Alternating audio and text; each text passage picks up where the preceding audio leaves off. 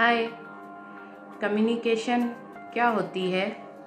क्या आप खामोशी में भी कम्युनिकेट करते हैं, या जो हमारे बर्ड्स हैं या जो भी जानवर हैं आपस में कम्युनिकेट करते हैं? ये कम्युनिकेट का मतलब क्या होता है और किस किस तरह से हम कम्युनिकेट कर सकते हैं?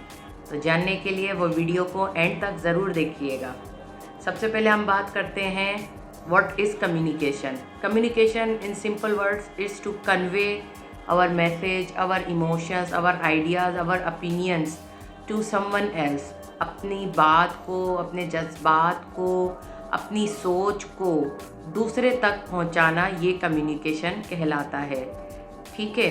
उसके बाद effective communication. There is a difference between effective communication and communication. What is communication? Communication is simply you say your words and you share your feelings, your emotions to someone else, and you do not expect any type of feedback from someone else. This is called simple communication.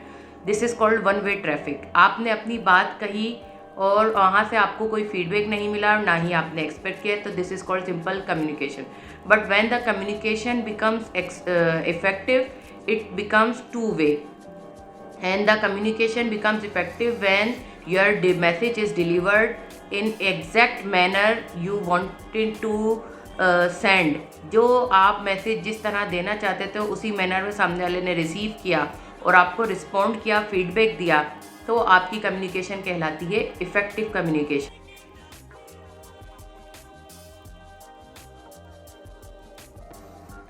Communication आप किस किस तरीके से कर सकते हैं? एक तो हो गया आपकी ज़बानी, जिसमें आपने वर्ड्स के ज़रिए अपनी बात को कम्युनिकेट कर दिया, पहुंचा दिया. लेकिन एक होती है नॉन वर्बल कम्युनिकेशन, जिसमें अल्फाजों का इस्तेमाल नहीं होता. इंसान आपकी बॉडी लैंग्वेज, आपके हैंड जेस्चर्स, आपके फेशियल एक्सप्रेशंस, आपका आई कांटेक्ट, आपकी वॉइस टोन, आपकी पिच ऑफ द वॉइस, कि आप किस तरह से मैं बात कर रहे हैं, ये आपका कम्युनिकेट करता है. कभी कभार बात को पहुंचाने के लिए आपको वर्बल और नॉन वर्बल दोनों कम्युनिकेशन के मेथड्स को यूज़ करना पड़ता है. But it depends which type of communication you are with in. अगर आप घर में बात कर रहे होते हैं तो आपको पेरेंट्स के साथ लो टोन में एक रिस्पेक्टेबल मैनर में बात करनी होती है और अपनी बात पहुंचानी होती है. अगर आप मीटिंग्स में होते हैं वहाँ आपको अपना मैसेज उसी अंदाज में डिलीवर करना होता है जिस तरह से आप सोच रहे होते हैं. तो उसमें आप डिफरेंट बॉडी लैंग्वेजेस, हाथ का यूज़ कर सकते हैं अपनी बात को कहने के लिए, या आप बिल्कुल एरेक्ट होके बैठेंगे, स्लाउच नहीं आया है आपकी बॉडी में, कॉन्फिडेंट आपकी बॉडी टेक्सचर हो, तो इस तरह से आप बैठ सकते हैं. कम्युनिकेशन डिफरेंट वे में डिफरेंट अंदाज से की जा रही होती है.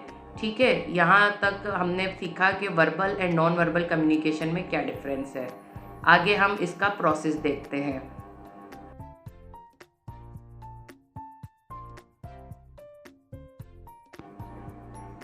Now we discuss about what is the process involved in communication process. Communication starts when a sender intends to send a message. सबसे पहले जो बंदा इन्वॉल्व होता है वो होता है सेंडर. उसके बाद आता है message, what information you intend to convey. Then उसके बाद आती है चैनल या मीडियम. आप किस मीडियम के ज़रिए कम्युनिकेट करना चाहते हैं? फेस टू फेस करना चाहते हैं, कॉल के ज़रिए करना चाहते हैं, मैसेज के थ्रू या ईमेल के थ्रू. उसके बाद आ जाता है आपका प्रोसेस में receiver, the person who you intend the message should be received. Then उसके बाद आता है फीडबैक. जैसे कि मैंने आपको बताया कि इफ़ेक्टिव कम्युनिकेशन तभी होती है जब वो टू वे होती है. आपने मैसेज डिलीवर किया, सामने वाले ने रिसीव किया, उसके बाद उसने आपको फीडबैक दिया, ये आपका प्रोसेस कंप्लीट हो गया. अच्छा, उसके बीच में एक चीज़ आ जाती है नॉइज़. यानी आपने मैसेज सेंड किया, अपने मीडियम सेलेक्ट किया, आपके रिसीवर ने रिसीव किया. रिसीवर और सेंडर और मैसेज के मीडियम के दरमियान एक चीज़ आ जाती है नॉइज़.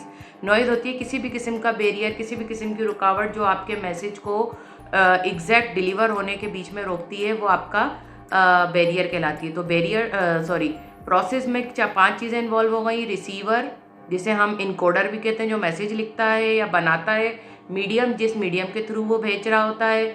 उसके बाद नॉइज़ आ जाती है अगर किसी किस्म का कोई बैरियर आ गया, कोई रुकावट आ गई. देन उसके बाद रिसीवर को डीकोडर भी कहते हैं कि उसने मैसेज रिसीव किया, डीकोड किया, उसके बाद वो फीडबैक दे रहा होता है. तो ये आपका सिंपल मैसेज का प्रोसेस हो गया कम्युनिकेशन का.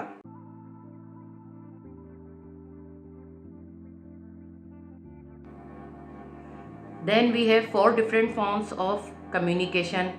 Two we have already discussed, which were verbal communication, means deliverance of message through words. उसके बाद आ जाता है आपका नॉन वर्बल, जिसमें आपकी बॉडी लैंग्वेज, आपके जेस्चर्स, आपका वे, आपकी आई कांटेक्ट, आपका हर वो अंदाज जिसमें आपके अल्फाज इन्वॉल्व नहीं होते, वो आपकी नॉन वर्बल कम्युनिकेशन होती है। उसके बाद ऑफिशियल लैंग्वेज में यूज़ होती है रिटन कम्युनिकेशन, जिसमें डिफरेंट टाइप की ईमेल्स राइटिंग होती है, कॉरेस्पॉन्डेंस होती है जो डिफरेंट ऑफिस के दरमियान होती है, लेटर राइटिंग या एप्लीकेशन राइटिंग या रिपोर्ट राइटिंग। उसके बाद विजुअल्स के थ्रू भी आजकल हम कम्युनिकेट करते हैं। कोई इमोजी बना के हमने कम्युनिकेट कर लिया, कोई चार्ट, कोई डायग्राम, कोई प्रेजेंटेशन बना के। तो मीन्स आपने 4 टाइप से कम्युनिकेट कर लिया, वर्बल, नॉन वर्बल, रिटन और fourth one is visual.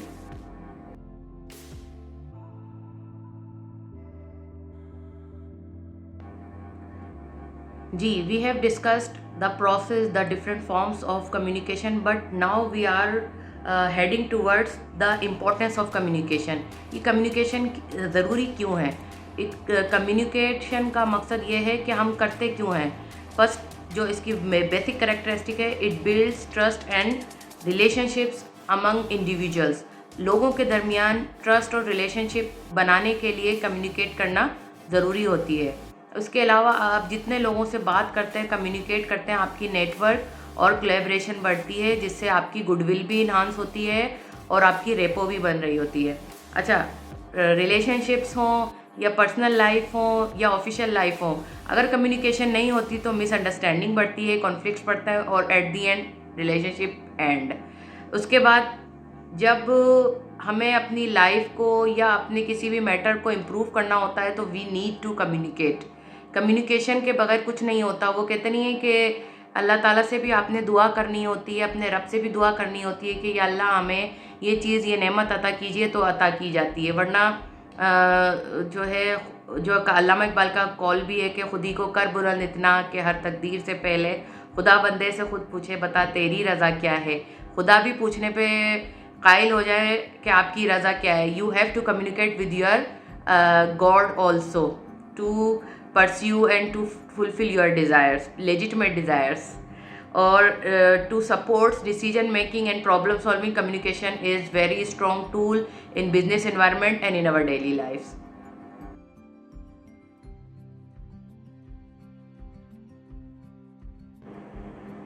Different channels involve होते हैं communication में, like they are named as upward communication. Upward communication में क्या होता है कि जो एम्प्लॉयज़ होते हैं वो अपनी मैनेजमेंट से अपनी कोई बात मनवाना चाहते हैं या कोई भी अपनी पॉलिसी के तहत कोई ईमेल या कोई लेटर या कोई भी अपनी जायज़ लेजिटिमेट जो उनके राइट्स होते हैं within a company, within a organisation, वो कम्युनिकेट करते हैं, तो वो कहलाती है अपवर्ड कम्युनिकेशन। डाउनवर्ड कम्युनिकेशन क्या होती है कि डिफरेंट पॉलिसीज़ या डिफरेंट ये जो हमारे पास गवर्नमेंट की तरफ से, अगर गवर्नमेंट जॉब है और प्राइवेट है तो ऑर्गेनाइजेशन के HR या कंपनी पॉलिसीज़ डिफरेंट हमारे पर आ रही होती हैं, तो वो क्या कहलाती है downward communication. Means higher management to simple employees के पास। एक होती है हॉरिजॉन्टल, मीन्स डिफरेंट डिपार्टमेंट्स के लोग आपस में कम्युनिकेट करते हैं। लाइक अगर कोई नया प्रोडक्ट लॉन्च कर रहे हैं ये कंपनी, तो उसको मार्केटिंग डिपार्टमेंट वाले को फाइनेंस से भी बात करनी है, सेल्स डिपार्टमेंट से भी बात करनी है, HR से भी बात करनी है, तो ये क्या कहलाएगा हॉरिजॉन्टल कम्युनिकेशन। उसके बाद होती है हमारे पास डायगनल होती है इस शेप में, मीन्स के इसमें अपर और लोअर भी इन्वॉल्व हो सकता है और हॉरिजॉन्टल भी हो सकता है। और एक होती है एक्सटर्नल कम्युनिकेशन, जिस कम्युनिकेशन में हम अपनी बात को कम्युनिकेट कर रहे होते हैं किसके साथ, अपने कस्टमर्स के साथ, अपने सप्लायर्स के साथ, अपने एक्सटर्नल जितने भी स्टेक होल्डर्स होते हैं। स्टेक होल्डर्स उन लोगों को कहते हैं जिनका डायरेक्ट और इनडायरेक्ट इंटरेस्ट होता है कंपनी के अंदर। तो keep in mind 4 types of channels, upward, downward, horizontal and diagonal, and plus external.